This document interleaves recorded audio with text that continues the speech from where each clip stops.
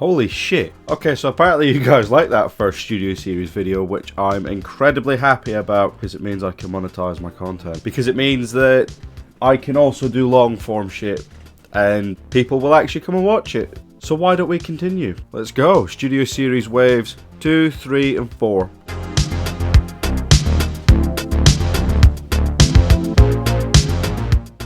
Of all those 3 waves, I only own about 7 figures, and 2 of them are repaints, so we could probably get through it in about the same amount of time.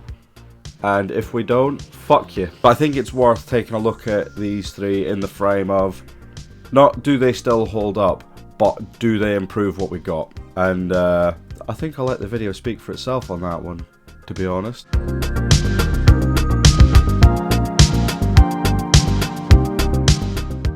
Jazz is a very welcome addition back to Studio Series. It feels like it's been forever since we've seen this guy. Mainly because it has. If you didn't get the Studio Series, no, fuck off. If you didn't get the Human Alliance one, the last time Jazz saw any sort of release was what, 2008? Maybe? It's just nice to see him back. He was very underplayed in the movies because, I seen this movie. The black dude dies first. You snag it. Racism, I guess. I don't really know. Jazz transforms into a fully licensed Pontiac Solstice because, in the words of a wise man... Oh, you gotta be kidding me. Yeah, I am. You're not getting a Porsche? Wait a minute, what's that I can hear in the distance? And if you don't know, It's the sounds of the universe coming to tell me to go fuck myself. It's been a while. I was going to make a little point about his weapon storage, but apparently someone took issue with that last night, so I'm not going to complain about weapon storage, you know that. Jazz's detailing is absolutely exceptional, like literally when the only thing I can say that this vehicle mode is missing is a number plate, you know Hasbro's doing the job alright. Every bit of detailing you'd want out of the figures there, headlights, symbolism? The symbols, the fucking tail lights. He comes with this nice silver paint scheme, which I entirely fuck with. I just love it when characters actually get given silver paint and, you know, not unpainted Games Workshop grey. Don't worry, Megatron, we'll get to you in a minute. I must say with Jazz, the thing that kind of catches me off guard about him is how small he is. I get they're going for scale, I get it's a small figure, he'd have a small vehicle mode, I'm not here to judge, but he is small. I'm not meaning it in a bad way, it's just an observation. And talking about Jazz's transformation, I have no real gripes with that transformation. It feels smooth. Smoother than my chat up lines. But no, with Jazz's transformation, I can't really complain about anything to do with it. It's quite smooth, it's streamlined, it's straightforward. There's nothing really... I will say I appreciate the little touch of the front of the grille rotating in chess mode. In robot mode. Also just a word to the wise, when you're transforming them back into car mode, make sure that this clear peg, yeah I said clear peg there, make sure that that slots back into the 3mm port in his, because if you don't, your car just ain't going to go together, and if your car just ain't going to go together, you fucked it. You've ruined it for yourself and for me. The kids are crying, the dog hasn't been fed in about a week, and I'm following my mum's advice and leaving you. You brought this on yourself. In robot mode, Jazz carries on the whole aesthetic of small boy. But no, I can't really joke too much about Jazz in his robot mode. Jazz is the first SS Deluxe where I'm like, holy fuck, you're great. I feel like this is the first accurate rendition to Jazz. Like, he's got a better grip on the proportions of movie Jazz than any of the other figures have that I can recall. I love the head detailing. I love the paint scheme. Yeah, I'm not gonna lie, I would love to see this in the G1 colour scheme. But that's because I'm pathetic. And I can move myself along, don't worry guys, I'm going anyway. This party's shit. I feel like someone out there would probably complain about the fact that this Jazz has a backpack. My man, in case you're that guy, welcome to Transformers. We have gorillas that turn into trucks. Orson Welles began to look like our devil in the later years of his life. We were pushing the envelope of same-sex relationships in fiction for a time. And Jazz has a backpack. Get the fuck over it. In his robot mode, Jazz has 2 hands, weirdly enough. But one of them is sculpted to just look like an open hand. But the other one is sculpted with a 5mm peg, which is nice because that means he can hold literally anything. But he also has it where if you flip the hand around, either one, doesn't matter, you can actually attach his crescent cannon, which I also think this is the first figure to come with the crescent cannon that's mainline. I don't know if I'm defining the Human Alliance version as mainline here, but I know the 07 movie one came with some fucking jousting rod for some weird fucking reason. Because we all remember that famous scene in the movie where Jazz uses his famous jousting rod against Megatron, and Megatron flees in terror, and totally nothing happens to him, right guys? I seen this movie. The black dude dies first. But no, Jazz, probably the first deluxe I seriously rate. There's no real limitations to him. I think he's good. Some might even say great. Get him if you can.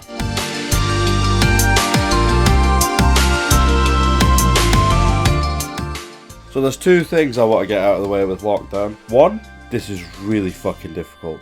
And two, this car mode is actually really nice. There's no colour variation into this Lamborghini, which is officially licensed, by the way, if you hadn't already noticed the theme we're going for today. Despite the non-varied colour palette, all the details managed to stand out pretty well. I don't know, I can't really complain too much about this car mode. There isn't too much to say. It does what it needs to. It looks the part. I enjoy the fact that where they could have added any sort of colour detailing, they did. And I appreciate that it doesn't have the fucking bright blue windows that the original had, because I always thought that was a bit weird. I gotta be brutally honest, Lockdown's transformation isn't anything special, anything complicated. It's basically just, yeah, no, I don't even have any quips for it. It's fine. I'm not the biggest fan of that bicep swivel, and I mean, this is more a robot mode complaint, but I don't really like how the back of the car just forms the ankles. Yeah, in his robot mode, Lockdown is quite good from some angles, because you see, as you begin to turn Lockdown around, you'll realise all of the top of the car and the sides of the car have just gone straight to his back. It is a shame not to have something that's a bit more involved, but it is what it is. From the front, he looks the part. From the back, I can live with it. Just like I live with my slowly decaying eyesight and mental functionality. But you know, it fucking is what it is. We're here for a good time, not a long time, you know? You know how it is. Accessory-wise, Lockout? Accessory-wise, Lockdown comes with a... It looks like the sword gun that Cade used, but it might be just Lockdown's knife. I can't actually remember. But it also comes with a hook that he used to climb a grain silo and drag Optimus around like a fucking ragdoll. So that's pretty good. It's just a shame that the hook he can't seem to hold in a way that looks natural. He can hold it well, it can slot onto his arm and you can fit it in a couple of ways, but because of where they've put the articulated hook, see what I mean about decaying functionality? Because of where they put the hinge in the hook, it doesn't quite look right. But maybe that's just me being pedantic as fuck again. Somehow the robot mode has actually got quite a few hidden details that don't exist in the actual car. Gold detailing all up and down, and various silver and grey detailing. In a thankfully accurate bit of detailing towards the film, Lockdown has more of a silver face compared to a grey head. God damn, he's fucking ugly, but he suits him. Unfortunately, however, Lockdown does not have a hole in his head to wear a gigantic fucking railgun like a fucking COVID mask. But apparently you can do it yourself, you know, if you've got the original and you are that way inclined. Speaking about Lockdown's articulation as well, ball joint in the head, so he gets a good range of poses out of the neck. No waist. Oh no, there is a waist swivel. I was about to say no waist swivel, but there in fact is. But because of the backpack, you can't really do anything with it. Forget it. Get it out of your head. Grow up. Unfortunately, however, Lockdown is let down by his arm articulation. It's more the clearances. You can pretty much get straight up, straight down. Go out to the side a little bit, but it just crashes into that much stuff. He's got a swivel at the upper bicep, which is transformation based, but you get a little bit out of it. Ball jointed at the elbow, but unfortunately the ball joint does like to move within the arm socket. And apparently it also breaks. So do it at your own discretion. I advised you against it. Don't listen to anything I say. Be your own person. Yeah, just quickly touching back down on Lockdown. Lockdown's a nice figure. He looks good. He's got a bit more stature, a bit more accuracy than the original does. Unfortunately, just because of the way he is designed, there's a lot of moving parts that butt into each other. It can be a bit tricky trying to strike a good pose with him. I like him. It's just a shame he's let down by limitations of that time period. And I would have liked to have seen him done, say, last year. I would also like to see my animated collection completed. But I'm a fucking idiot who lives in a dream world. What am I talking about?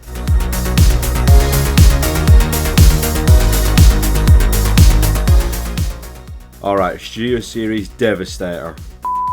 I mean Studio Series Brawl. Studio Series 12 is 07 Brawl, transforming into a modified Abrams tank of the M1 variety. I don't know what that means. I'm not a tank guy. I don't know if it's officially licensed. I don't know how you go about licensing a tank because I've never tried to do it. What can I say? This tank is generally, like, just iconic to me because I grew up on the 07 movie. I remember watching it religiously as a 12 to 13 year old. God fucking damn it, no wonder I didn't get bitches back then. But having a bigger version of the Brawl tank is nice because I only ever had the deluxe. I didn't have the leader class. I always saw people going on about how amazing the leader class was, and I'm just sitting there starving away with the deluxe. But enough about the depraved childhood that I led without a leader class Brawl. Let's talk about Studio Series Voyager Brawl. The tank mode is quite good, but I gotta be honest, as soon as you get from the body of the tank up towards the turret, I begin to have some questions and some issues. First of all, somewhat iconically, and something I've never seen again since, Brawl in the movie had two layers to his top turret. He had the main layer with the main barrel, which doesn't move, which is a ginormous letdown because he's a fucking tank. Yes, I'm aware the tank can turn. That's not the point of this discussion. Get the fuck out of my house. And then you move up to the upper layer. That can rotate quite freely, as a matter of fact. Joe Asbro's out here living the mantra of if you can't blind him with brilliance, baffle him with bullshit, and then proceeds to do both in the same fucking breath. Brawl's transformation is one that's fairly average. I can't complain too much about it. You got mild clearance issues, but he's a big old boy. You're moving a lot of broad fucking spaced parts against each other, so you're gonna have bits that collide with one another. It's a fucking cognito hazard. It's an occupational hazard. You know, you just gotta make peace with what it is. So in robot mode, Brawl's weird because it's like where Bone Crusher just feels like a genuine upscale of the 07 design, but with some mild improvement. Brawl feels like an upscale of the 07 design, of the 07 figure, but with whatever the opposite of an improvement is. I don't know what the word would be. Improvements? I don't fucking know. I'm not a fucking literature teacher. So first of all, I didn't realise that the tank treads readjusting played a big part in the head pegging in. So I decided to watch MGo's review real quick just to double check. Maybe it's me and I'm an idiot, or maybe it's just the way the figure is. Why did I watch MGo's review? What, you thought I was going to watch that other guy's reviews? Fucking behave yourself. I've got class. I've got taste. Anyway, yeah, as I then found out, yeah, I was the issue this whole fucking time. Hey, it's me. I'm the problem. It's me. I never thought I'd be fucking quoting Taylor Swift, but here we are. His detail is good. His weapons accessories are great. It's nice to see the iconic shoulder-mounted rocket launchers, the hook blade on the left hand, and whatever the fuck that is on the right arm. Obviously you got the Onslaught style twin fucking whatever's over the shoulders. At least I think that's Onslaught style. Who the fuck knows? This guy was too busy robbing another fucking combiner team to pay homage to his originals. But I will admit, the proportions of this guy are strange because of the kibble management. And this is me going on a personal tangent again, so if you're not here for me going on personal tangents, what the fuck are you doing here? But my issue comes with the arms. The arms look disproportionate, like I'm talking like fucking Popeye. I was about to make a comment about the folded up kibble on the back legs, but it looks worse from the front than it does the back, which is where it is. So you know what, I'm going to give it a free pass. Plus if it helps with the stability, which I think it does, cool. Community service ticked off. Going into articulation, Brawl's is fairly good. I think he's got probably better articulation than the original Deluxe. No, fuck that. He does have better articulation than the original Deluxe at the elbow, whereas this guy's got fucking hinges and swivels for fucking days. And plus, thanks to the nature of the arms, you're able to get some different fucking poses out of the hooks, or the swords, or the claw, or whatever the fuck you want to call it. I think it's a claw. Like, all in all, it's not a negative experience. Fuck it. If you can get him, I recommend it. If you can't get him, I still recommend it. That doesn't change anything. Tell me, did you guys know that between Wave 1 and 2 they actually did an exclusive Studio Series Dark of the Moon Thundercracker? As a thank you to my patrons, I have done a quick review on him. I think that term's copyrighted, let me say that again. I've done an independent solo review on him. Nah, shit. I've done a review of Studio Series Thundercracker is essentially what I'm telling you. If you're interested, here's a little snippet from that review. Was there going to be some sort of little conceptual line to run alongside it? Because I can't figure out why you would get Thundercracker, who wasn't in any of the movies. He was in the comics, but fuck the comics. Yeah, if that sounds enticing to you, just head on over to the Patreon. It's £3 a month. It gets you priority shorts requests, early access. It gets you little videos like this on occasion, not all the time. Your name at the end of the video. And you get to say, I helped out, so now I get to be part of the shit cunt initiative. We're a growing movement. We'll decide what we want to do, and we'll get there one day.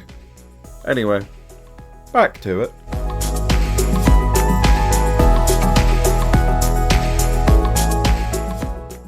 first Revenge of the Fallen exclusive design. And you see, I found that fucking loophole. Fuck you, SS05 Optimus. What can I say about this Cybertronian tank?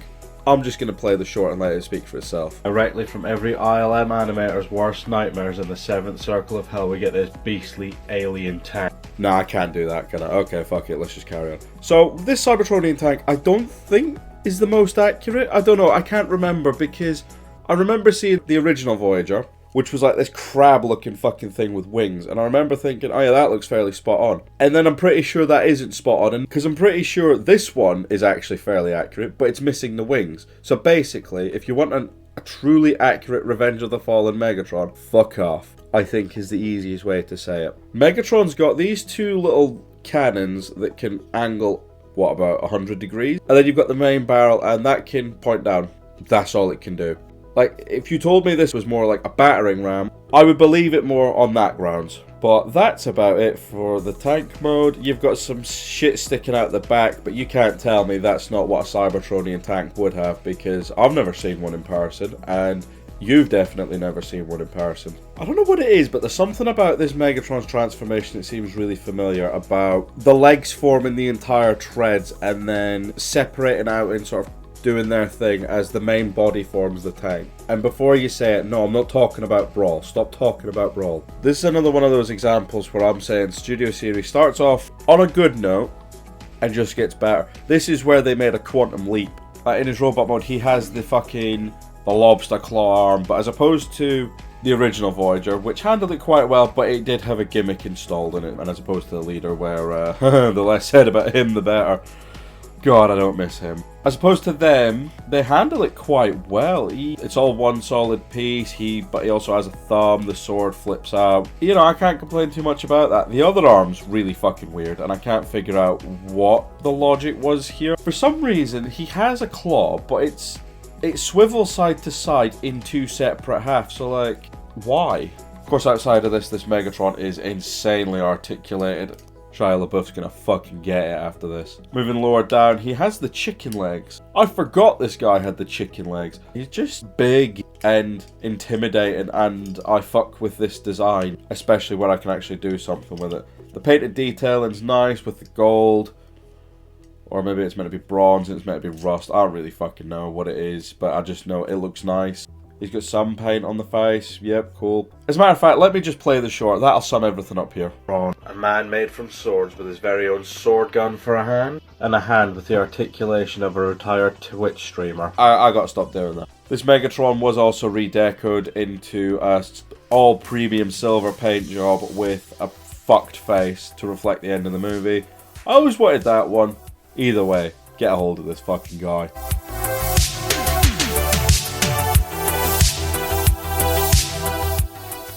Live action movie Ironhide was always a bit mythical for me because I never had a normal version of the figure, of the character, whatever you want to call them. Yeah, the Ratchets I always got were the fucking white ones based on G1, but with Ironhide, the only one I ever owned was Recon Ironhide, who was fucking insane. I'm not even gonna fucking talk about that, you can forget that. Moving on. Oh wait, hang on. Oh shit, he tried a bit harder this time. You actually have customization options for the weapon storage. Okay, cool. I guess that's a thing now. Ironhide transforms into a fully licensed GMC Top Kick, which is the most American fucking truck I think I have ever seen. It could be that it isn't. It could be that it could be bigger wheels, more American flags. It could have on the back saying "In God We Trust." It could fucking be homophobic. I don't really know. I don't know what defines American culture. Ironhide's got fairly good detailing in this mode. It's got the little logo at the back, the logo on the front, the headlights are coloured, all the front grille assembly is painted. The smokestacks, the vehicle mode is just all around pleasant. Although I will admit it's a shame that at the back it doesn't seem to quite hold together as well as it should, because it just means you got a bit of a doofy looking Autobot symbol. Yeah, I'd say overall, very fucking solid vehicle mode. Ironhide's transformation can be summed up as two things. I like it, but it's fiddly. In order to get the leg kibble out, you have to move the panels in a specific order. I know I just summed up transforming in general, but let me finish. You know, you have to move the leg panels and the foot in a specific way to make sure they don't stop each other, which is whatever, and then as you go further up, the chest, it can be quite fiddly. It's just one of these, you just gotta make sure you get everything lined up, but when you do, you get a very fucking solid figure. In his robot mode, the only thing that I think draws Ironhide back is the bumper. Yeah, for some reason a lot of people hate the bumper, and I'm like, it's fine, it is what it is. Petty shit, I can deal with it. Aside that, looking at the rest of the robot overall, he's just fucking... He's a good solid build. His head can't really look up unless you... Okay, his head can very, very slightly look up if you disconnect the chest piece. So don't even waste your time. It's just a shame because it means you're going to struggle to recreate Ironhide's most iconic moment. Outside of that, his articulation is good. He's able to point the cannons upwards, so win for that one. But due to the transformation, he has some degree of ankle articulation, even if it's just forward and back. But you know what? It's better than, you know, better than what some of these guys put out where the leg can't move at all. Looking at you, Brawl. The detailing on the head is just fucking impeccable. Detailing on the guns is really good. I like the fact that they included parts of the car on the weapons to make it look like they've come out of him. That came out wrong. I think as well, just as a side tangent, it's worth noting that he was incredibly hard to find. So to anyone watching this who struggled to get a hold of Ironhide, haha, I really shouldn't laugh at you all because you're the reason I get paid. But I'm going to do it anyway because it's funny. We've all been there, laughing at each other's expense in this fucking hobby. I'm sure someone's going to be laughing at my expense because I bought a fucking Studio Series figure that isn't 86.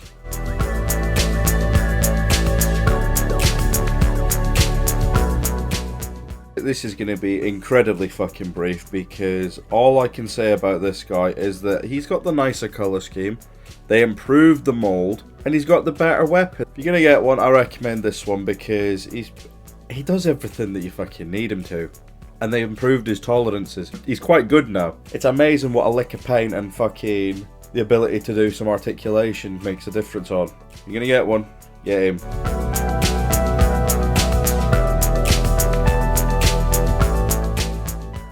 I mean, I already spoke this guy's praises a bit too much in the last video, and he was in the last video anyway, and I already said that Starscream was a fucking good toy anyway, so yeah, I recommend it. This one or the other one, fucking, yeah, there's not much more to say. Get Studio Series Starscream, whichever one you like. I got both because I'm a fucking loser. Wait, what? You're gonna leave us on this? You've just... The last two done in under 60 seconds, you piece of shit. No, okay, fair enough. So why don't I instead do a quick fire round on the other figures from these waves that I didn't buy. Shadow Raider is an orange Lockdown. There's not much more I can say about him other than he comes with the gun and he comes with the Call of Duty Modern Warfare head. Not gonna lie, looking at that now, I wish I had it. Now looking at that vehicle mode, I'm now thinking I should have got some a blue marker and made it an Iron Brew car. Oh well. Volkswagen Bumblebee, oh my god, this one I actually did own, and this one's fucking awful. So, this came out at the same time as Bumblebee, and you can tell they hadn't decided what they wanted to do with him yet, because he's still got fucking door wings. I think as soon as the Netflix one came out, that one will fucking do everything this one does so much better. Now, as far as Bumblebees go, off-road bee, every fucking time. Helicopter dropkick's weird. Like, I have Drift, and Drift's actually like really fucking good. I know a lot of people were saying at that point he was like the worst release of the fucking year, but no, this guy just never caught my attention. I have the one who turns into a car. I can make peace with that. KSI Sentry. KSI Sentry is a blue stinger, and I don't think I ever saw this one because I thought about it. Yeah, that's all it was. I'm not gonna lie, this color scheme kind of reminds me of the Oreo bot. Studio Series Oreo bot when.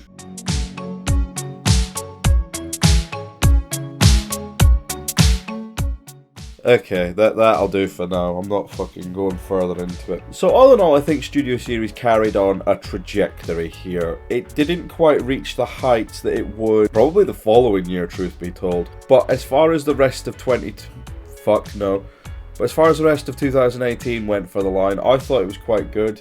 I'm surprised they had as many redecos as what they did, because you don't get many redecos of Studio Series figures now. A lot of these molds came and went. But all in all, I don't think there's a single figure in this lineup that I dislike. There's things about these figures I dislike because I'm not a fucking child, I can say. Actually, not a fan of that. But I think that's me done this time. I've got nothing else I want to plug. I don't know what my next big video is going to be, but I imagine the next pit stop we take with Studio Series will just be Wave 5 on its own, because we got more of the leader class boys, and there's some interesting shit to talk about in this one. But what did you think of these figures? What did you think of this video? Why don't you drop a comment below and let me know, or don't. It's a free country even, I'm not going to tell you what to do, but I can suggest it. Thank you all very much for watching. If you enjoyed this video and enjoy other videos like it, why don't you check out the other stuff on my channel. If you're new to the channel, consider subscribing. I hate doing these little fucking promo bits, I'm not gonna lie to you. My skin's crawling right now, but you gotta do it, you gotta do it. I think that's pretty much everything I needed to say. Sweet, see ya.